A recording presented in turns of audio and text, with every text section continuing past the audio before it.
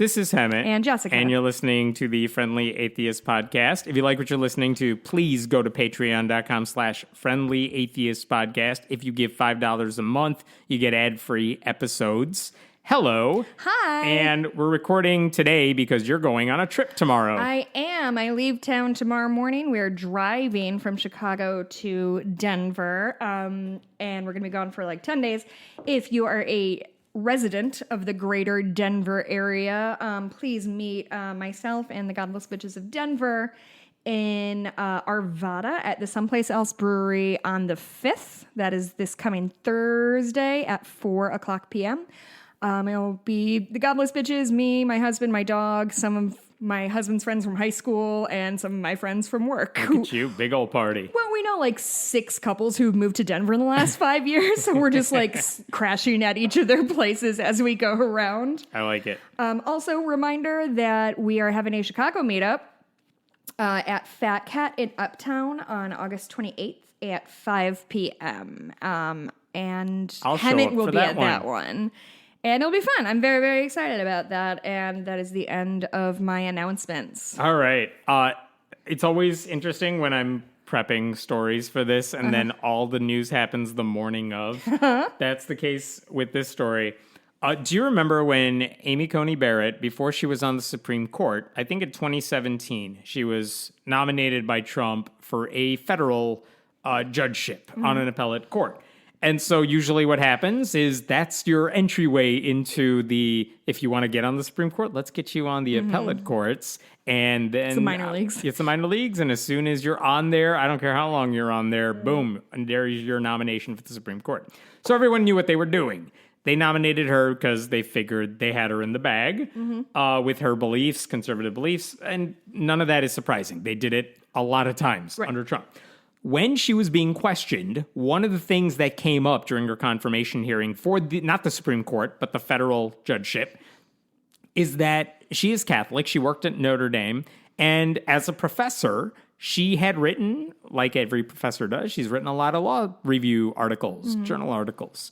And some of them, for example, had to do with, how can Catholic judges rule on certain cases, like the death penalty, for example, if their beliefs go against what the law says. And do you just follow the law, even if it violates your beliefs? Is there a way to square that circle or something like that? And so the point is, I'm not even dissecting that article. The point is, she's written a lot about what do you do if your faith conflicts with the law. Sure. And so it seems to me like it's a fair line of questioning to ask someone like that, well, how would, if you are on the bench, what are you going to do when your faith contradicts what the law says? Like, the right answer would be, it's not about my personal beliefs. I will do what the law says. It's the Joe Biden situation. I don't care what he believes about abortion. I care about what policies he supports.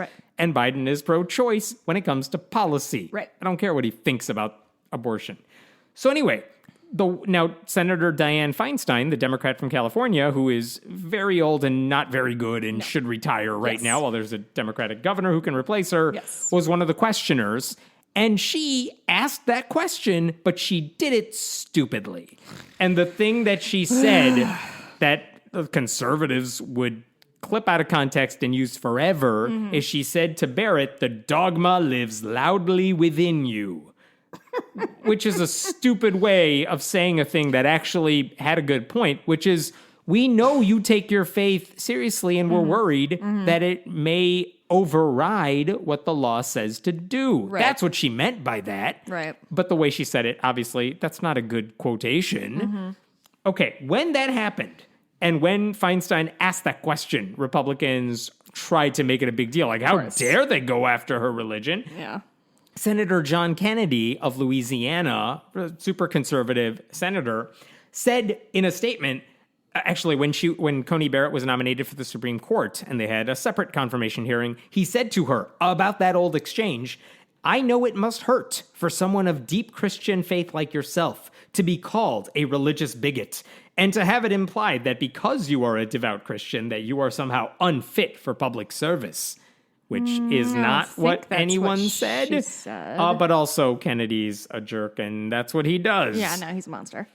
So here's why I bring all that up. Okay. Right now, Joe Biden nominated a guy named Hampton Dellinger, a lawyer. Oh, what a fancy gentleman. He grew up on Cape Cod. He nominated him for the role of U.S. Assistant Attorney General for Legal Policy, which is a fancy title for a big position, but ultimately he's not writing the law. He's not he's not like judging. He's not a judge. Okay. Whatever. But you are in the Department of Justice. You're working under the Attorney General. So he has a confirmation hearing. That is happening now. Okay. So yesterday, during his grilling, and by the way, I should say, this guy has support from Republicans. Like I think the Republican senator from his state is like, yeah, I like him. He's a good nominee. Like, he's going to get confirmed. I'm not worried about that. But during confirmation hearings, conservatives exist to try to pinpoint why he's horrible. All like this one person is going to break justice as we look the other way for the past 4 years. So what do you do if you're John Kennedy and you're going after this guy?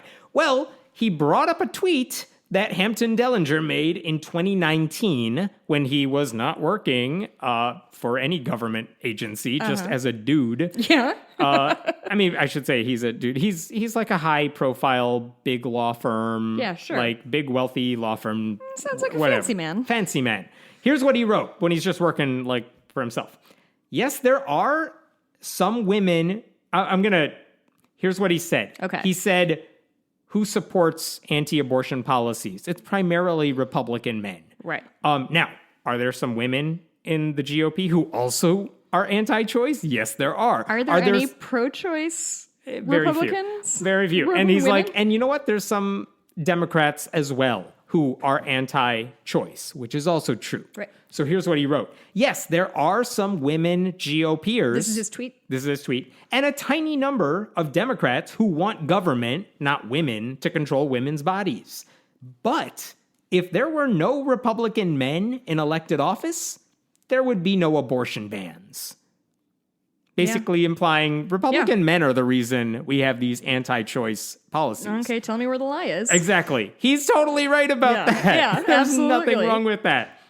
So here's what Kennedy wanted to do. He reads that tweet, and he wants to argue that, like, this line about these people want government to control women's bodies, not the women themselves. And Kennedy's argument is, as an anti-abortion person, he's saying, it's not that I want government to control your body. I am doing this because of my religion. I'm supporting the fetus. I want to personally control your body. That's kind of what he wants to say. He's like, this isn't about like, I want the government to control women. Yeah. It's because my religion teaches me the fetus is a person. Well, and that's different. Women are famously dumb. So it's really good that he's in their corner. Right. And so that's kind of the argument Kennedy wants to make. Like, how dare you imply that I'm not doing this out of my real religious beliefs. I have core principles here. I'm not doing this because I want the government. Okay, that's what Kennedy wants to argue. It has nothing to do with this guy's qualifications for the job. It's so false on its face of like, oh, I don't want the government to control you. Then what do you think you're doing? Yeah, it doesn't matter because even if you say I have a religious argument for the fetus living, the end result is the government can get in the way of a woman getting her abortion. So either way, you're taking the choice out of the woman's hand. Like, I kind of want Dellinger to just be like, I mean, I'm right.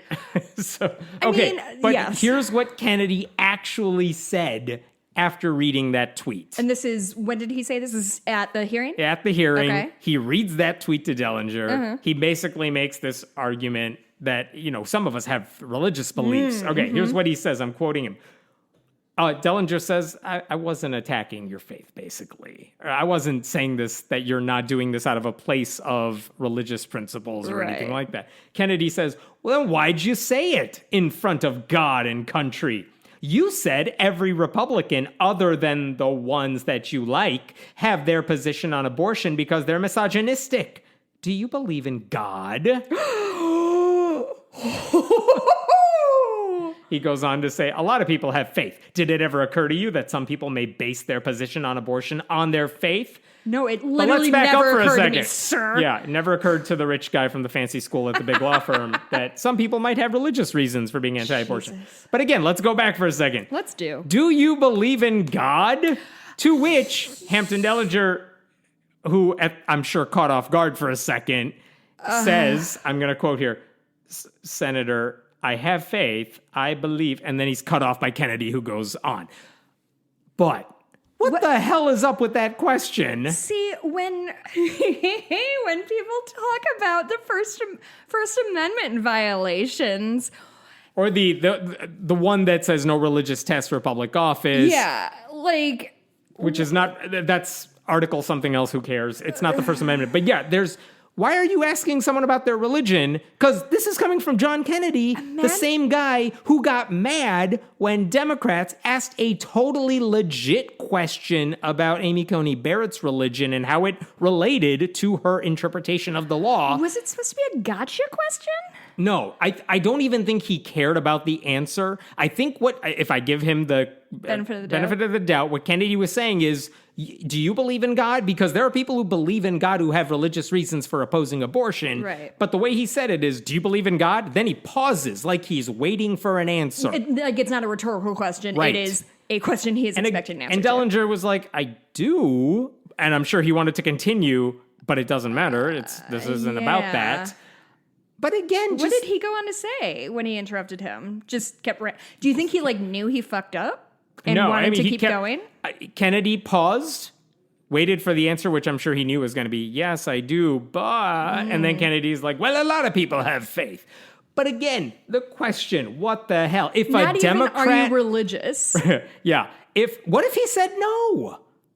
What if this guy said then that would be our entire episode. Which, by the way, the quotation would that would be the whole episode. I mean, it wouldn't even matter because that's not the substance of the tweet Kennedy was mad about. Right. But I kind of want to know if that would have had an impact of any sort. The reaction generally online from at least, liberal sources is why are you asking that? Right. I get that you want to grandstand during a confirmation hearing. Of course. That's what all the Republicans do. Everybody's that's what Democrats tuning do into too. that C-SPAN. Everyone is grandstanding here.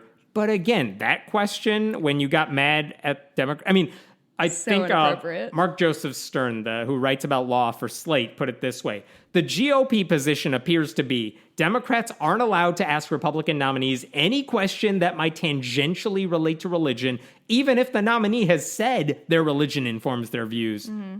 But Republicans can impose a religious test on Democratic nominees.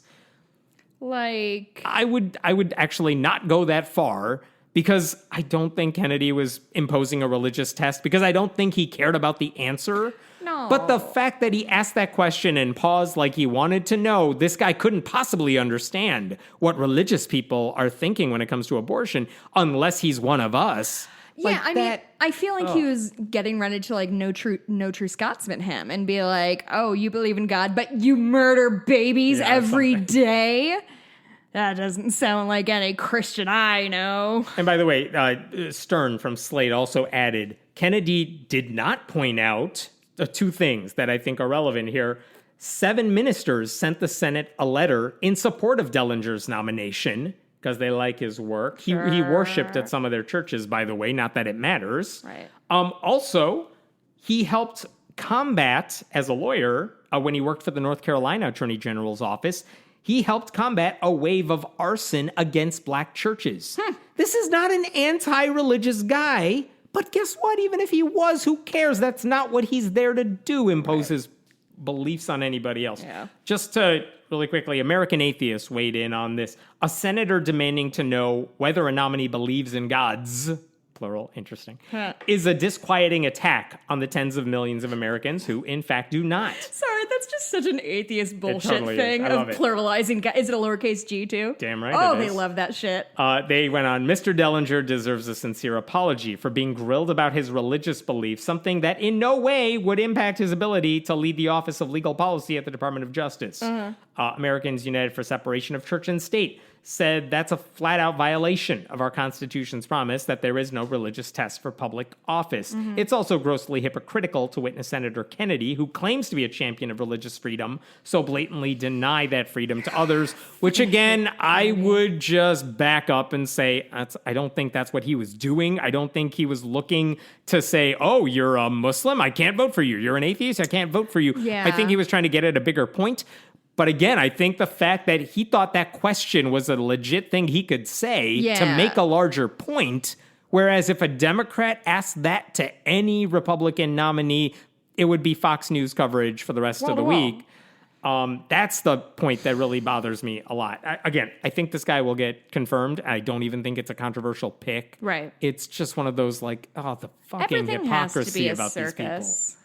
Everything has to be their grandstand moment, their sister soldier moment. Like, they love it. Oh, they love grabbing that spotlight because they're so boring. All their policies are boring. They have nothing else to do at those hearings. You can only bang the abortion drum so many times before we're like, yeah, we get it. You hate women. By the way, these are the same people that are like, hey, you're looking at a tweet from way back. They pulled the tweet from 2019 when he was not working for the government, I don't believe. And nor was the tweet at all inappropriate or untrue. It wasn't untrue. Or like if they were confirming me and dug into my Twitter history, we're gonna have some different things come up. Right. However, I mean, they did that to all the other nominees too. When Biden nominated like potentially on the line people who might have needed all the Democrats to vote in their favor to confirm them. Like, they were digging up old tweets. Some poor 19-year-old intern is just reading somebody's boring-ass Twitter feed, and it's like 90% of, like,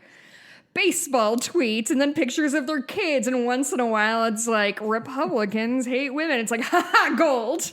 Gold in this pile of boring, bland Which, by the way, shit. I don't even mind pulling out their old stuff that they wrote or tweeted if it's relevant to the matter, which, in this case, it's not. It's not like he said, I'm going to get in government and do X, Y, Z. And to be clear, it's not that I don't think people should be held accountable for shitty things they say online if they say shitty things online. But, like, I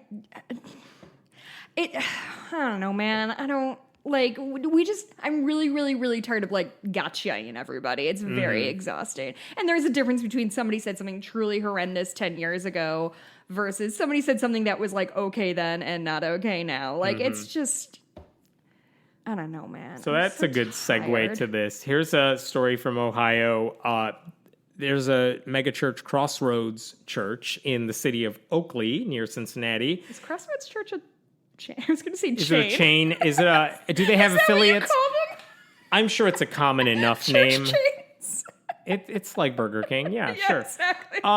Here's what they were trying to do. They wanted to have a guest speaker, which is not weird, at a church, and they invited a guy who works at a place called the Center for Christian Virtue. And they were like, this guy works at an organization that specifically deals with LGBTQ issues. He then knows about the issues better than any of us, presumably. The word virtue is really like setting when you little call hairs yourself in the back like of my neck up. the Christians for the American family, like Values. you know that's a code. Liberty, values, family.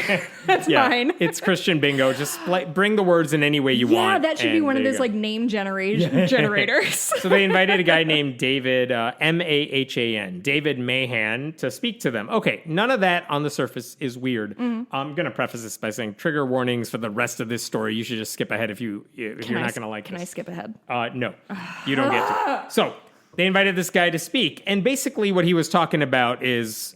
LGBTQ issues are out of control. Liberals are going crazy with this stuff, and we as a church need to fight back.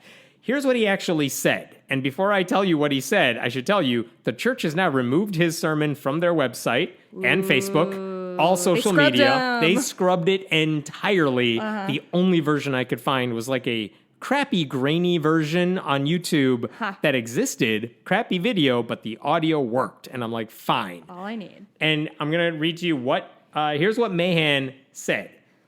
Again, it's disturbing all around. And this is, again, he's saying this with a very calm voice. Like, this is just, he's used to this. This isn't a weird thing he's saying in his mind. If you've got a child in here that's struggling with gender dysphoria and you go over here to your clinic in this area, eventually you're going to get down to the brass tacks of, well, do you want a dead daughter or a live son? Which is his way of saying these centers are going to say, accept your son or daughter's transgender status, or you're going to lose that person, basically guilt-tripping you into accepting that. I mean, yeah, but also, yeah. And then he goes on. Okay. Because the reason why so many kids are committing suicide is not because they're trying to conform themselves into a form that they can never become. It's because nobody affirms a lie. Okay, wait, he goes on. Family, speaking to the church, think of a kid that has anorexia bulimia. She's 60 pounds, soaking wet. Come in here talking about, I want to commit suicide because I'm fat. How do you respond? What is your loving response to that child? Simplification of an eating disorder. Yeah, that too. What do you say to that child? Affirmation? Or do you try to get her dysphoric mentality of herself to line up with her biological reality? Basically saying, if you had a child with an eating disorder, you would not just say, well, we just need to accept it as is. No, you would try to fix it. And that's what we should do to trans people. That's what he was saying in this sermon. That is not me taking that out of context.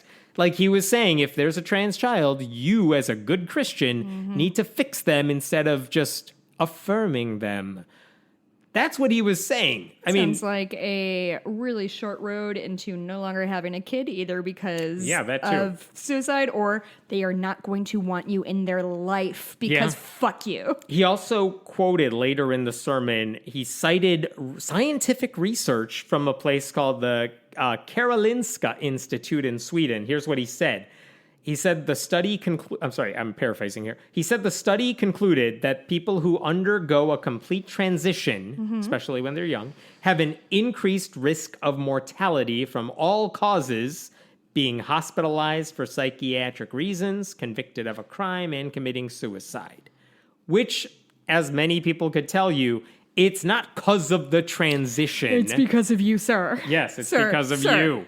By the way, this is your doing. When that article first came out many years ago, and Christians and right-wing groups started misinterpreting it for their own purposes, the author of the study literally did an interview where she was like, you're misinterpreting everything we did. That is not what we said in the study. That was not an argument against the transition. Oh, boy. Like, that's not what we were doing. But anyway, this guy quoted that. So, last Sunday, there was a protest outside Crossroads Church. Good. People were pissed off. Oh.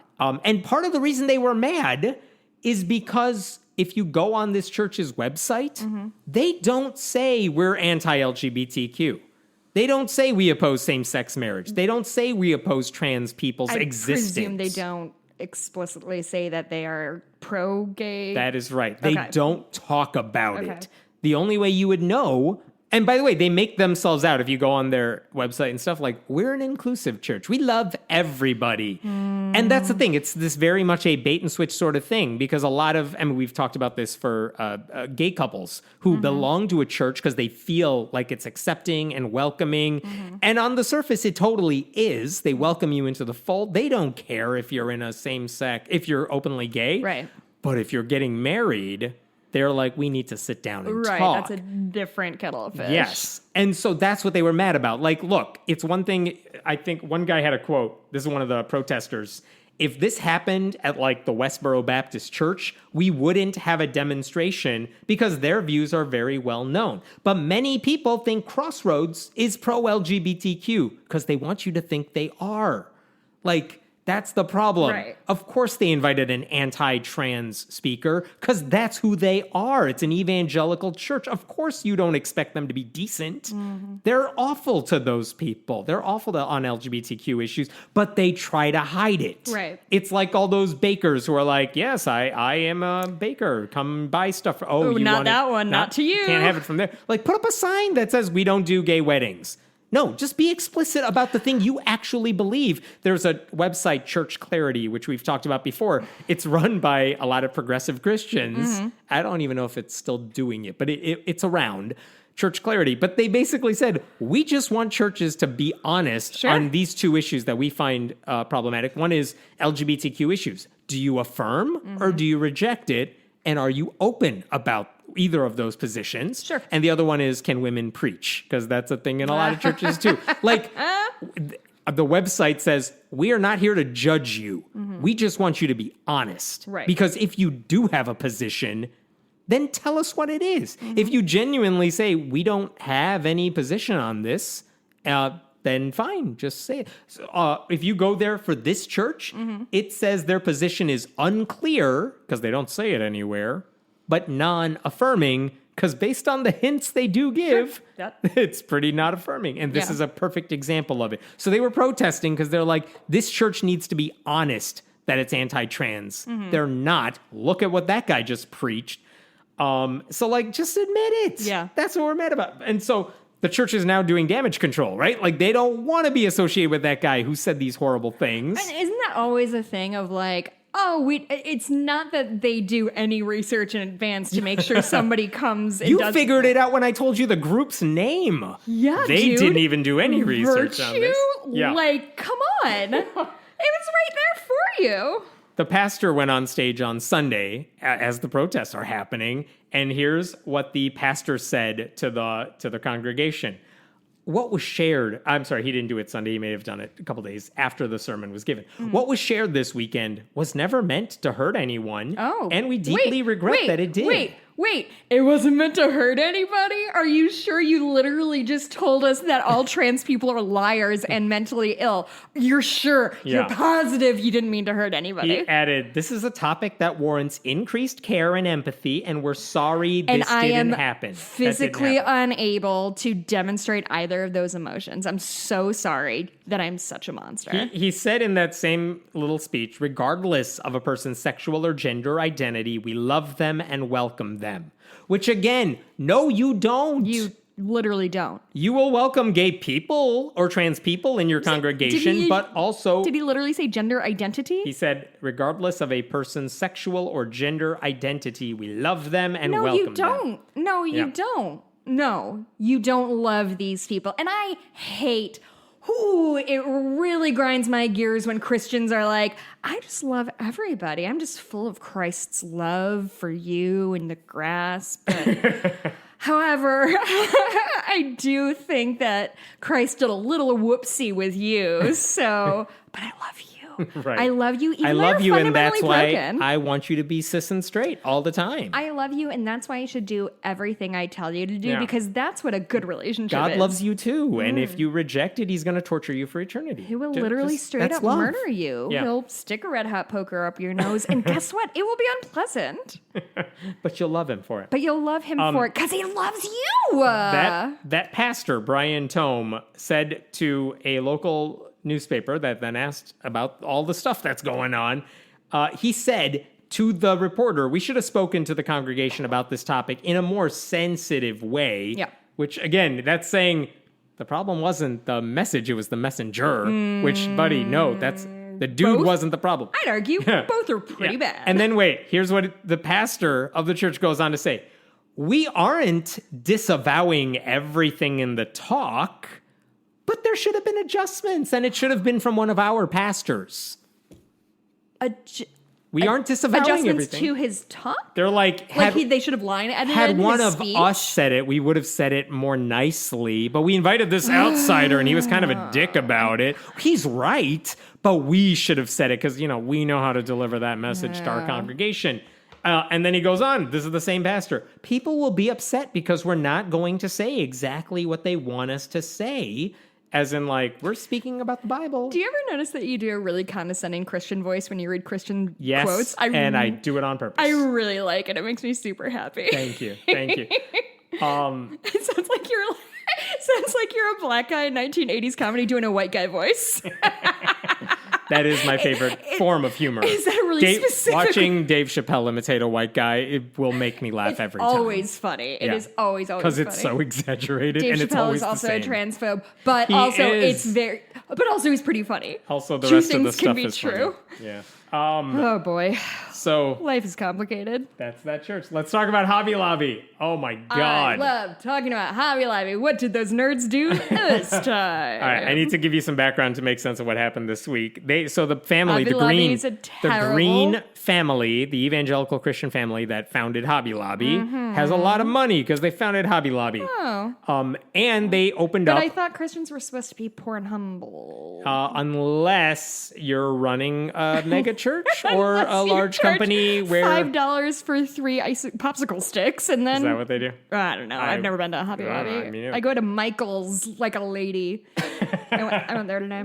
So the Green family opened up the Museum of the Bible years ago In DC, right? Yeah, in Okay, I DC. remember that. And again, they were like, I'm saying this, not them. They were like, this ain't the Creation Museum or Ark Encounter. This isn't, we're presenting our view of the Bible to try to get you to convert. They're saying the Bible is historic, and we want to show you the history of the Bible. But Christians are in an objective way. Physically unable to be objective is the problem with Christians. If I had one complaint about Christians, it's that they've ruined the country. If I have 2 complaints about Christians, it's that they're bad at objectivity, and they think that. And anyway, go ahead. Whatever. That's all good. So, whatever. Their plan is we're going to get actual artifacts to show you the Bible's real and how it was created and all that. But in the past few years, like they once owned over 5,500 artifacts that correspond to biblical stories or the way it was created or passed down. And it turned out they were like all smuggled via a black market that may also fund ISIS.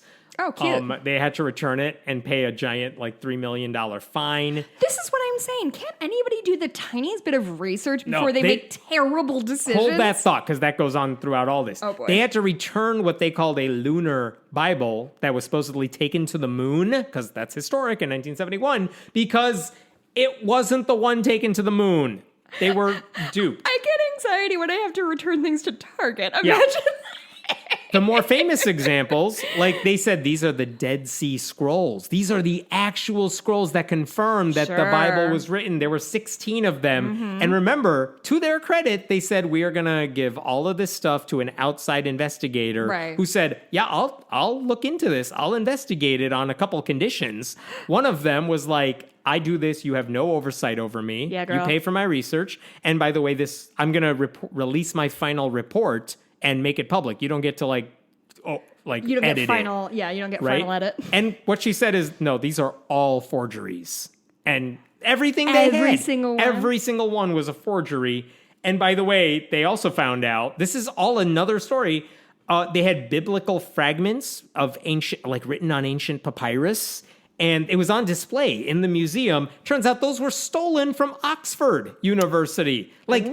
Their entire museum is full of smuggled goods and stolen goods and stuff that is not real. Well, they're just... It's almost like historical artifacts aren't made to be somebody's plaything. Yeah. And what I don't get is this family's wealthy as all hell, but they rely on the lowest black market scum these people think they can get their hands on this papyrus. God. Here's some money. See what you could do. And then later on, it's turns out that dude got it because they stole it on the dark web. And I don't know.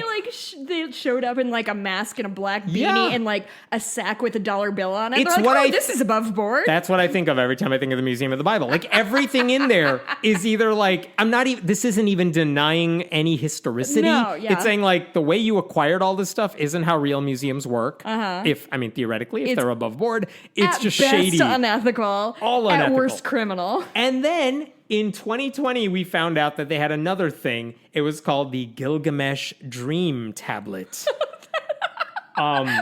And this is where the Epic of Gilgamesh, which... The Dream Tablet. But that's the cutesy name. But this is where the Epic of Gilgamesh... Android's going to name their next tablet. It's where the Epic was written. And a lot of the stories in the Epic of Gilgamesh talk about there was a great flood. The Bible stole the stories from Gilgamesh. A lot of the creation stories are taken. And so here's the actual thing, right? And so they have that tablet where Gilgamesh was written. And last May 2020... they bought it at auction for $1.6 million. because they can do that. And then, must be cool to be rich. According to the U.S. Justice Department, they said this is actually owned by the nation of Iraq. And basically, I know you bought it at auction, but it was stolen when you bought it. So, like, you don't get to keep it just because you bought it at auction. Ooh. And here's the thing. The Green family, every time they get caught with the smuggled goods and these lies, they're like, look, don't blame us. Blame every single person we're dealing with. We don't hire the best. Like, don't blame us. It's like the 97,000 people we gave money to do all of our work. And so this time, like last year, when the U.S. Justice Department is like, you don't get to have this, they turned over the Gilgamesh tablet to the government. I should say it was written 4,000 years ago, talks about the Great Flood, the Garden of Eden stories, because the Bible stole all those from there.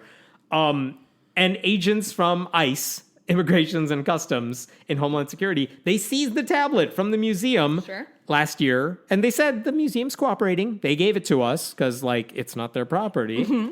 And here's what happened this week. This is why we're talking about this story. This week, the government announced the next kind of big step in this, which is not, we are just taking this from you to verify stuff and figure out what's going on. It's like, no, it's not yours anymore. The government now, they seized it. Dope. It is now the property of the government, in theory, so they can give it back to Iraq, because that's where it belongs. And here's what the actual Justice Department official said. Forfeiture of the Gilgamesh Dream Tablet demonstrates the department's continued commitment to eliminating smuggled cultural property from the U.S. art market.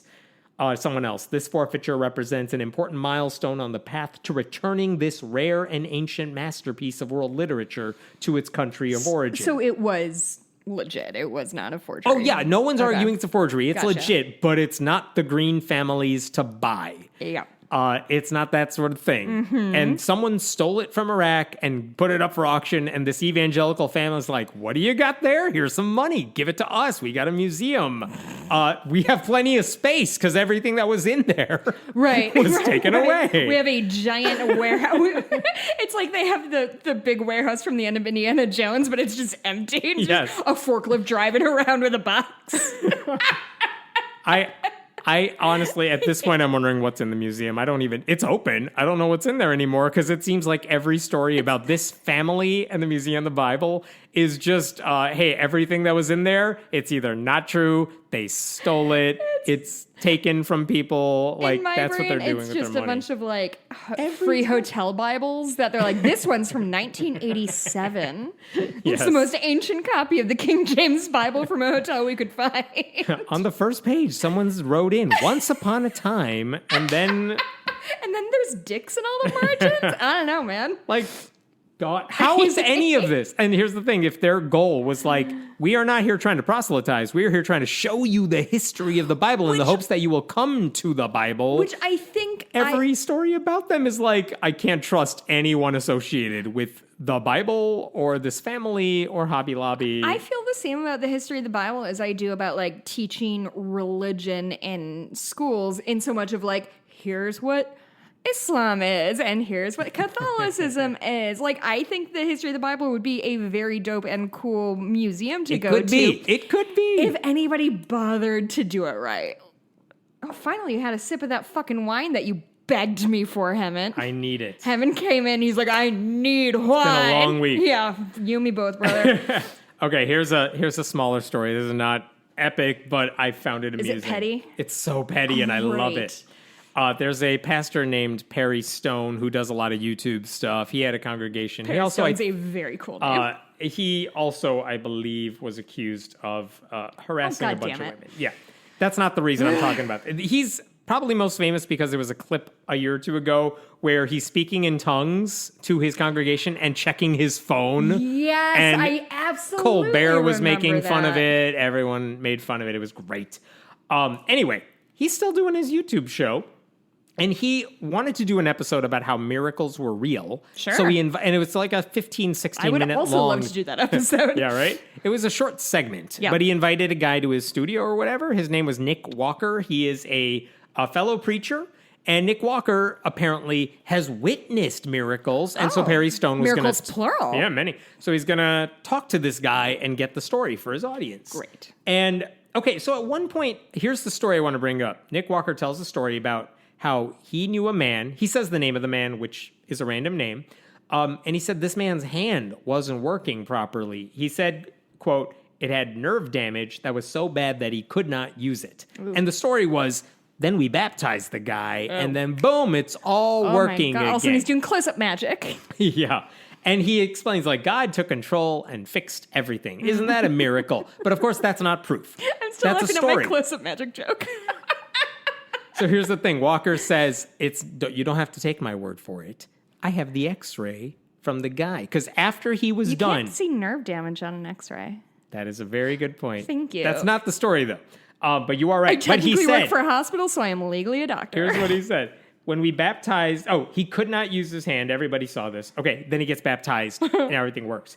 And now I'm quoting Nick Walker. Now, this is on a Sunday. After church, he walks to this hospital, and he walks in, and he says, I want to be re-scanned. I want you to re-scan me because God has healed me. I don't think you understand. I've been healed, and I want to have it documented. I want to know. And the doctor says, well, how about you let me x-ray that hand? And if your hand has any kind of difference, then we'll do a more detailed scan. Sure, that's how doctors do. Yeah, you walk into a hospital, you say, give me an x-ray.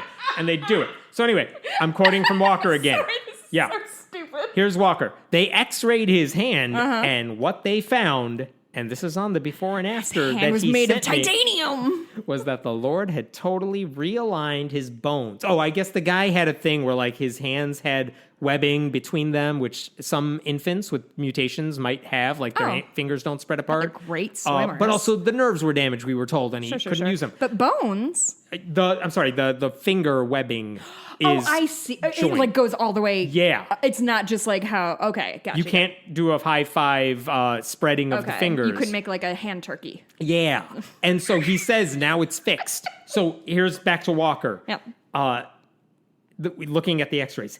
He found that the Lord had totally realigned his bones, closed the gaps, and then in other scans... Closed the gaps? Yeah. And in other scans, they found that the nerves were totally restored. Not in the x-rays, but in the more specific type of scans. And he was able to use his hand again. And the doctor said, I've never seen anything like this.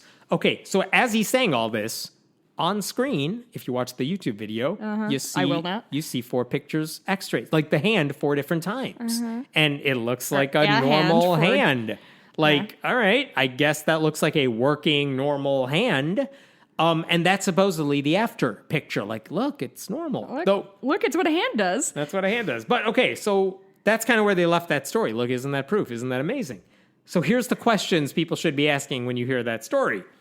How come we only see the after picture? We never saw the before. Wait, when you said there was 4 pictures... There's 4 shots of the same hand, theoretically. I see. But it's all the after pictures. Not a before and after. Not a before and after. So it's like, well, what did the before look like? How come the dude's name... pretty fucking similar. How come the dude's name isn't on the x-ray? It just says figure 1. How come, like, how do I know this is the right scan? Did anyone do your reverse image search? You did, didn't you? Hold that thought. So gleeful. How come he didn't know the doctor's name or the hospital's name? How come we can't check up on this? Do we know the patient's name? We do. I looked that up. It meant nothing. Nothing showed up. Okay. Was it like John Johnson? Something like that. I think I do have a name. The name is, I want to make sure. Oh, Jacob Stanley. You're not finding that dude online. My best friend's name is Leo Wilson. You don't find her anywhere. I didn't do the reverse image search, but Kyle Mantila at Right Wing Watch must have done that. Sure. But what he found is that the exact same image, figure 1, 4 hands, is from a 2018 Scientific Reports article, which is published by the journal Nature. Like, not even an obscure random place, but a very famous science journal. And the 4 pictures are not 4 of the same hand. Is it 4 different hands? They are 4 different hands, which if you actually look at the pictures, it's like, well, yeah, they are differently shaped. Different sizes. They are 4 Chinese children who suffer from something called Kashin-Beck disease. And those 4 pictures are not of an older dude who got baptized. They are Chinese kids ranging from a 7-year-old boy to an 11-year-old girl. And by the way, Kashin-Beck disease has nothing to do with nerve damage or withered hands. They're so bad at this. What's Kashin-Beck disease? disease then. It's a serious disease that has nothing to do with what this dude had in the story is the answer. By the way, so I reach out to Nick Walker Ministries on Facebook and I'm like, are you there? I got a question for you before I post about this. And I get a response like, we'll relay your question to him, basically. Like, what do you got? And I'm like, why are you lying about this? That was earlier this week. I have not gotten a response back from them. Oh, it's so fucking funny. That was his proof of a miracle. Oh, it's glorious. I put more effort into cheating on papers in high school than these guys did. Like, genuinely, how can they be so desperately bad at this? Boy. It made me so happy to see Kyle's email where he's like, I think it's from this. I'm like, oh my God. That genuinely made my day. They didn't even remove figure 1 from the article. Like, that's the picture. Yeah. They took a screenshot of the damn thing. Christ, that's fucking hysterical. And they're like, this is how we... Also, I really need to reaffirm that, like, I don't think you can see nerves on an X-ray. I don't think you can see... They did... So, I'll defend that where they said they did other scans these monsters. that would show you that sort of thing, but the X-ray is the thing he was talking about. So he doesn't get to talk about, look, nerve damage is fixed. It's like, well, that's not the picture that would show. No, I just wrote a whole paper about, or an article about how, like, certain things are really hard to catch in X-ray and blah, blah, blah, blah. And so, like, to me, that's just all, like, just red flag city population, this guy. Oh, boy, that's so fucking funny. Somebody found it. Oh, good times. God. Thank you, Kyle. They just, and I hope, hey, Kyle, let me know. Was it, like, the first result? Because that would make me... just deliriously happy if they like full on did like when your mom is putting clip art on a flyer and it's like, here's a house. That's perfect for our party. Like, I feel like that's not even a gotcha. Like, I want them to respond because I want them to say, we fucked up because we got this from, here's the best case scenario for them. This guy who we thought was fixed sent us this message, sent us a picture, or someone on his behalf sent us a picture, and we thought it was real, but clearly we were wrong. Like, if you said that, I still think you're crazy, but like, okay, fine. I would accept if you just admitted, look, we got duped. I'm sorry for perpetuating that lie. We won't do it again. Well, churches don't have a history of updating their beliefs with new evidence, so I'm not surprised. Yeah. Let's talk about Mark. That was fucking funny, my dude. Let's talk about Mark Driscoll, who is absolutely not funny. What's he doing now? Yeah, so Mark Driscoll, if you can't remember. By the way, is he the Purpose-Driven Life guy? No. Which guy? Purpose-Driven Life? No, that's Rick Warren. Oh. Mark Driscoll is the former head of a megachurch. Yes. And I just spoke a couple of weeks ago. We did a podcast with the guy who's behind For Christianity Today. He's doing a podcast series about Mark Driscoll. And I listened to that, for As sure. you should. And so anyway, Mark Driscoll, if you need a refresher, this is a guy who planted Mars Hill Church in Seattle. Big mega church. He grew it out of nothing. It became really big. Cool. The problem is Mark Driscoll's basically a alpha male bully. And that kind of... Is there a worse flavor of man? Imagine the religious version of like the Joe Rogan type. Body type, attitude type. Boy. But he's religious and he really wants... purity culture to thrive or something. I don't know. Does he do a lot of like in his car rants at the camera? Because that's sort of how I'm imagining him kind of looking like Fred Durst in my head. How does that Minus fit you? The hat. Here's his look. I'll give you his look. Okay. It's jeans with the tucked in shirt and a sports jacket overhead. Oh boy, that's a look, huh? Every time. So anyway. Is it like a graphic tee because he's hip? No, he's not that. He hates hipster preachers. Yeah, no. So anyway, he actually started, I think he helped start a problem church. With the Christian church is hipster preachers He who like started play guitar and sit backwards in their chair. He either started or was a big deal with the church planting network called Acts 29. So it was a organization built to start more churches like his in other places. And these are all known for being anti-gay, but welcoming to everybody, that sort of thing. Sure. Okay, so what do we know about Mars Hill? Nothing. This is about Mark Driscoll. What we know about him is at one point when the church was starting and it had an online forum and everything, he would troll his own forums. And he said using like William Wallace as his screen name. Oh, bro. At some point he said like women were penis homes.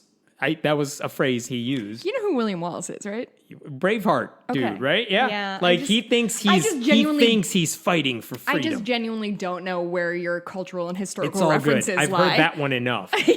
At one point, he used money from Mars Hill, like the church's money, not his salary, to game the system and purchase multiple copies of his book about marriage from different places so they can make it to the New York Times bestsellers list, which they did, but the New York Times put a giant asterisk next to it like he cheated his way here. But one of the Trumps did that too. Yeah, that's right. It's such an embarrassing thing to get caught doing. It's so embarrassing. He plagiarized parts of his book. There's sexism. There's provocative language. Is it weird I'm more angry about the plagiarism and sexism? I've become used to sexism. Plagiarism, however, never. And so anyway, it got the bullying about everyone at his church. The bullying that he did got so bad, and his actions were like, no one can defend the shit this guy is doing. And they know this is him under William Wallace? Eventually. Oh, okay, eventually. That wasn't even a big deal. That was just like are you trolling your own forum using a fake name? That's weird. Mike Boudreaux, the guy from Sword and Scale, does that shit all the time, and it's so embarrassing for them. Just use your name if you want to comment. It's so pathetic. Anyway, they fired him. Like years ago from Mars Hill Church. They fired him a couple years ago. Just for being a creep? For being a creep and a dude who's not listening to anybody. Okay. And he had a board of elders who were like, we can't defend you and we need to kick you out. Okay, so everybody agreed this guy is a Everyone agreed this guy was a dick, and they basically said, you gotta step down. So he does the sensible, like, we're gonna take a leave. God's gonna help me find a new direction, ... And then, like, I don't know, a couple months later, he's like, we're moving to Arizona and we're starting a new church called the Trinity Church in Scottsdale. And here's the thing. Here's how he changes up his style of church. Sure. The old church had elders who looked over him, provided oversight to him. And now he's wearing V-necks under his blazer. And now no oversight. There are no elders at this church. Oh, boy. According to the tax returns, because they filed him at one point when they started, he was making over $118,000 a year for what he's described as 25 hours of work per week. I was hoping you'd say per year, and I would have been like, yeah, dude, fucking live that life. The church's finances are not even known to many of the people who work there, so that's shady. Is that legal? Probably. It's a church. They don't have to disclose anything. Oh, yeah. But here's the thing. They also, if you work for them, you got to sign loyalty oaths. You got to sign NDAs, non-disclosure agreements. Oh, boy. There are no checks to his power now, though. It's just a one-man show. Should I make more people sign loyalty oaths to me? Yeah, just in general. It's a good practice. Just in general. I think so, too. I think we talked about this, but this is what this actually looks like in practice when you have one guy running the show and he has control over everything. I mean, this is George Lucas in the prequels all over again. Some people need a break. Yeah, some like people an need emergency to break check on you. them. Yeah, exactly. There was a family that began attending his church, and one of their sons began dating one of his daughters, which probably not unusual at a lot of churches if you have kids who are teenagers. Yeah. Word got back to Mark Driscoll that the two of the kids that were dating, who were, I am assuming, mid-teens, high school age, maybe a little older, he got word that they kissed. He found out somehow. With their lips? And he went like batshit crazy, drives the family out of the church. Perfect. Reasonable. The girl is 17. He gets into her email, sends a message to the boy saying, please delete all communication with her and social media that pertains to her. Stop for a second. Yes. He got into her email. He has control of her email. And emailed him from her email address. I don't know if he said, like, I'm Mark, you know it's me. But it's clearly him. And he's like, you will not be writing to this email address anymore. Fuck, man. What teens email each other? Yeah, I know. He told... DM like a kid. He told church... Yeah, I'm sure that if she wants to talk to the guy, I'm sure there are they'll ways. be on WhatsApp or whatever kids use these days. Driscoll told church members, do not... Like, he shunned that family. Like, do not talk to them. And by the way, it turns out he also hired a private investigator to track the boy's family.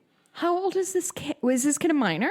He's a teenager. By the way, that kid is making YouTube videos, and he makes YouTube videos about all of this shit going down, and they're glorious. Are they good? They're good? They're fun. Like, is he... The kid seems normal. Yeah. And he's like, holy shit, guess what they did now? They're funny as hell. That sounds like a bananas watch. Anyway, that's not even the story. Here's the story. That's why I brought this up. It's not even the podcast, which is going over, like, what's the story with this dude? According to Christianity Today, 40 men who used to work at Mars Hill Church with Mark Driscoll, 40 guys who are not just church members, but like worked on staff, oversaw this guy, elders at this church, more than 40 now, have signed on to a letter saying, I'm going to quote here from some of it. We are troubled that he continues to be unrepentant despite the fact that these sins have been previously investigated, verified, and brought to his attention by his fellow elders prior to his abrupt resignation. Accordingly, we believe that Mark is presently unfit for serving the church in the office of pastor. Basically, all these people who used to work with the guy are saying, he shouldn't be your pastor either. This guy is crazy. Right. He's doing all the same things we knew he was doing. Right. But we don't have any authority over him. So we're just saying institutionally, he should resign, which means absolutely nothing because Mark Driscoll can just find a way to say, well, they're all, I don't know, hellbound. The same way we generally asked for Trump to resign, and he continually denied us that. No one cares what your right, exactly. Change.org petition has to say. How dare you? Yeah. I've signed so many of those, and they're all for like, bring the webcomic back.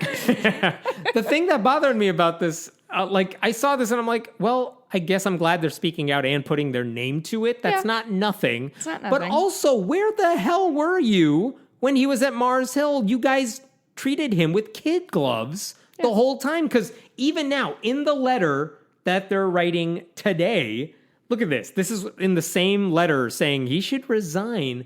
Our hope is not just to point a finger. Our hope is to protect people, and by the Spirit's work, that Mark would respond. Why aren't you pointing fingers? Why do you think he's going to respond in a mature way and resign? Why would you know this guy? Why do you think he would now suddenly do the right thing? It's like all those people who are like, Susan Collins will vote against this. Have you seen her? She's Susan not going to do the right thing. Susan Collins is on my shit list. I fucking hate Susan Collins. And why are these guys seem like afraid of him? Do you think they are? They're all afraid of this dude even now. And by the way, Christianity Today said this is signed by almost 40 people at the time. They said like another couple dozen men agreed with the letter, but they didn't want to put their names to it because they genuinely fear Mark Driscoll's wrath. Real heroes of our time, you know? According to Warren Throckmorton, a fellow blogger, 39 people at the time had signed the letter. 26 men declined to sign it for their own reason, and they declined to sign it, according to Warren. They feared legal or other kind of retaliation from Driscoll, or fear of jeopardy to their current ministry or other job. Some worried about the emotional toll of public involvement, which I do understand. But fair. Also, where were you guys when you had oversight over Mark Driscoll? And they also added an attachment to this letter open letter that they wrote. Mm-hmm. And the attachment was like the results of their investigation into the guy after he resigned. Like they released the results of their own investigation. Uh-huh. And it said Mark Driscoll was quick-tempered, arrogant, and domineering. Those were 3 reasons they were urging everyone in church leadership to basically fire him. And then he's like, well, before you can do that, I'm resigning. But like, you can't fire me, I quit. That was written after he resigned. And it was only after he resigned that they made it public to their own congregation. And the whole thing was written in Christianese. It said, we don't expect Mark Driscoll to be perfect. And we say all this with a heavy heart. We don't expect him to be a literal monster. It said with a heavy heart, and all the members of this board love Mark Driscoll deeply. Sure. Like, no wonder no one took you seriously, because you're too afraid to just call out his bullshit at the time. And guess what? He's now in another state where he's doing the exact same thing again with less oversight. Mm-hmm. So, like, what do you want me to do with this letter? Do you want me to be impressed that you wrote it? Because I'm not impressed by it. They are and have been enabling this man, and it's not like they're enabling him to, like, self-destruct. There's no way this guy hasn't taken more advantage of his power than what we've seen, right? Like, if you are stalking a teenager for kissing another teenage girl... That he's dating. Yeah. That is not the first time you have crossed... Like, boy, oh boy, these people. I'm fucking telling you. Let's talk about Facebook. Facebook announced, the New York Times reported this week that a number of Christian churches are now officially partnering with Facebook to expand their outreach. And this is what the story says. They focused on one church in particular called Hillsong, which is a huge mega church. Yeah. We talked about it because the affiliate in New York had a pastor named Carl Lentz who had basically an affair that went public, and he had to resign for moral misgivings, and Justin Bieber attended Hillsong in New York. And it's a very hipstery, popular with the youngs. And he's doing great, so keep up the good work, Hillsong. Yeah, so anyway, they said Facebook, I think they were talking to a Hillsong affiliate that was starting in Atlanta. Okay. So big church, they're going to start there. This is from the New York Times. For months, Facebook developers met weekly with Hillsong and explored what the church would look like on Facebook and what apps they might create for financial giving, video capability, or live streaming. When it was time for Hillsong's grand opening in June, the church issued a news release saying it was partnering with Facebook and began streaming its services exclusively on the platform. Beyond that, Pastor Sam Colliers could not share many specifics. He had signed a non-disclosure agreement. Which, okay, the question is, how should we feel about Facebook they're partnering with churches, which is bad for a few reasons. One is, we know churches spread misinformation. That's the whole point of atheism. Yeah. Like, it's calling that out. But also, Facebook spreads misinformation. And if they're partnering with these churches, I think part of what that has to mean, if I'm Facebook here, is if people make donations to your church through Facebook, because we made it easy for you, Facebook's taking a cut. That's the way they're making money off of this. Yeah, that's the way they always do it. That is my speculation. I don't know that for a fact. But also, if you're partnering with Facebook, like, I'll just tell you anecdotally, my Facebook page for Friendly Atheist has I think 575,000 followers. Our podcast one has 500 yes. And followers. If I post something on my website, I think 3 people see it because I'm not advertising. So I have a lot of followers, but no reach. And I wonder if when it says partnering with Facebook, Were you just humble bragging about how popular you are? No, I'm not. That's my point. If I'm the Daily Wire or Ben Shapiro sure. with many more followers, but their stories, because they generate outrage all the time and they've perfected that, they reach everybody on Facebook. Whereas a lot of other creators I know, because their blogs or their YouTube channel, they have a ton of followers.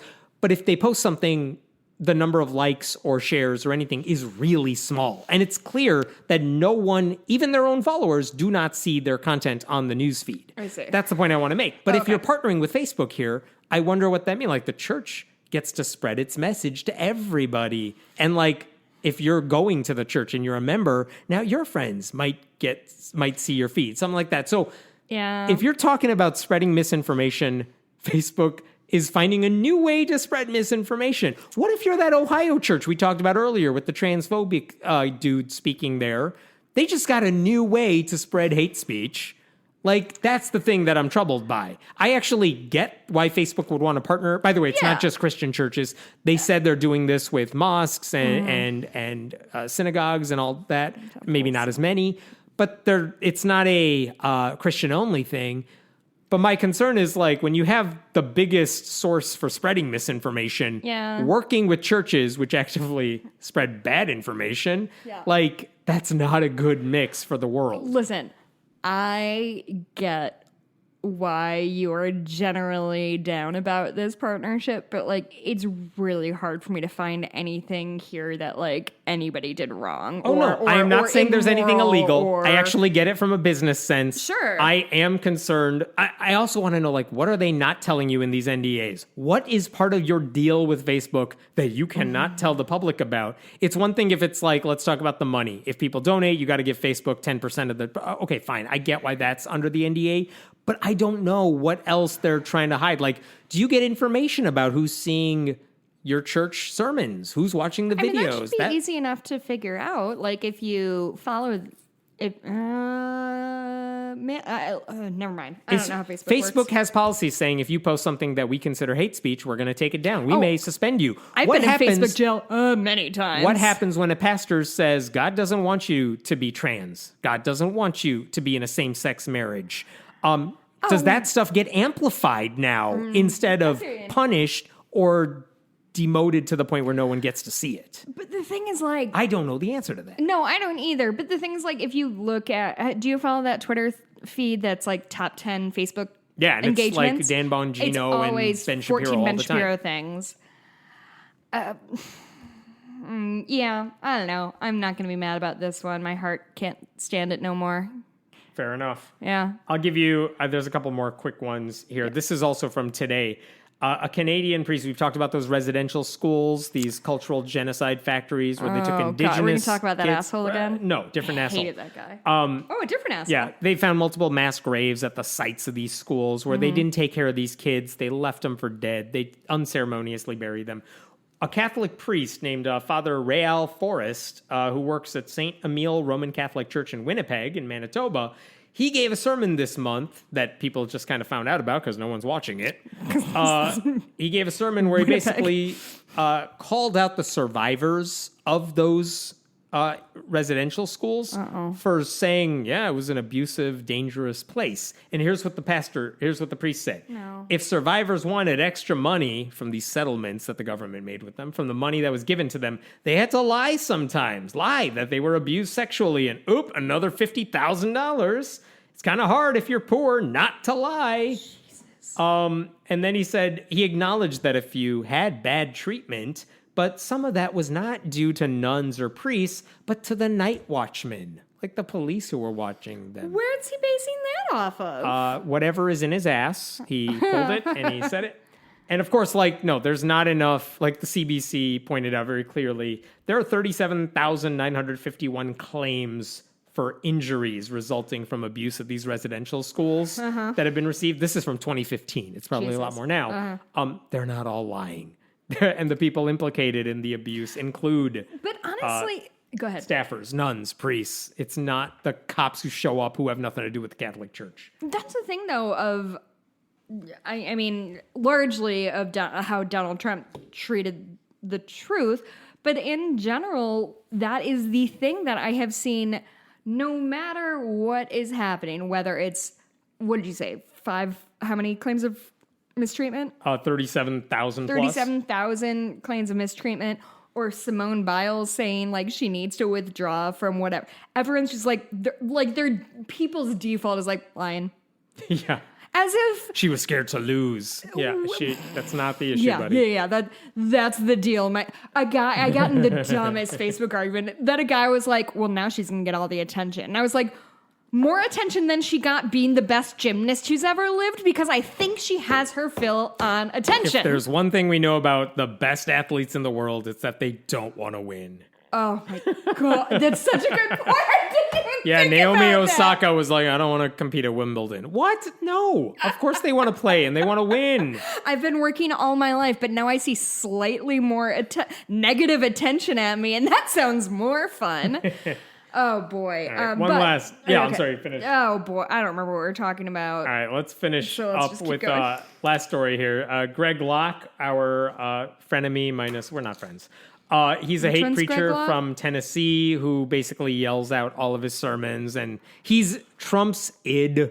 And he's just like, everyone's out. No, COVID isn't real. You said Tennessee? Yeah. Mount Juliet, Tennessee. He's the guy who went on CNN and they're like, you think there's no pandemic? He's like, there's no pandemic. What is a pandemic? Long pause. He doesn't know.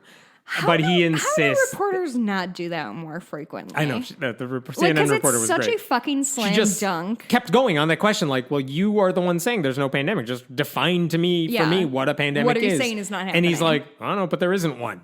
Well, yeah. Okay, anyway, that's that guy. Yeah. He's horrible. He yelled out a new rule this week. Oh, by the way, last month he said he was going to sue CNN and other places because CNN aired a report a month ago where they interviewed the family of a church member who died because he listened to Greg Locke, didn't take COVID seriously, then died of COVID. And the CNN's reporter spoke to the family, and they're like, this is tearing us apart because we want to blame this guy. We know why he died. And some of the family's like, nope, we're still going to church with this guy. And so, whatever. This week, he said he's going to sue CNN over this. People pick their pastors over their children all the time. Yeah. Like, we should not be surprised by this. Locke said he's going to sue CNN and Newsweek and a Christian website for defamation. A Christian website? Yeah, they don't like him. But for repeating that. Why? He sounds great. But he has not filed anything. And every time I ask him about it, I'm like, hey, when's that lawsuit getting filed, buddy? And then he does not respond. Why? He sounds really excited. Yeah. Anyway, he has a new rule in his church this week. He has a new rule. It is that if you wear a mask, you have to leave. Yep. Sounds like cancel culture. He said, don't believe this Delta variant nonsense. Stop it. Stop it. If they go through round 2 and you start showing up all these masks and all this nonsense, I will ask you to leave. I am not playing these Democrat games up in this church. Up in this church? Unquote. I love when they use AAVE and hate black people. Oh, I love when they appropriate black culture and then are like, they're all lazy and have contributed nothing. Like, I don't know, sir, your entire speech pattern seems to be based off the American black community, but go off, I guess. Yeah. That's the weird thing. Like, with people like him, he is explicitly not racist. He just supports all those racist policies. So, like, this guy has been fervently against what he thinks critical race theory is. Well, how do you feel about BLM? You'll never guess what he thought about BLM. Pro? No, but he's like, we have all kinds in my church. Sure. But he speaks like, I think he doesn't act when he's speaking. That's my vibe. That's my impression. Like a Colbert character. Yeah, like he puts on a show for the people. And the latest part of his show is, if you're wearing a mask, I'm kicking you out because how dare you play along with this sham. But also, this is the same guy who said, I don't have to wear a mask as personal responsibility. I get to choose whether or not I wear a mask. How dare you issue a mask mandate? And now when they're like, you should probably wear a mask again because there's a new variant that's pretty dangerous, he's like, nope, I get to decide. You don't get to wear a mask. The same people who were for freedom and personal choices like a minute ago are like, nope, I get to decide for you now. In my church, no one gets to wear a mask. I don't care what the reason is. Jesus. The same people who denied the pandemic ever existed are now making the pandemic worse. And look, I'm pointing him out, not because he leads a megachurch. He leads like a random small cluster of a church. But also these people live in a community in Tennessee where it's not good with vaccinations. And these people are going to go out and infect other people.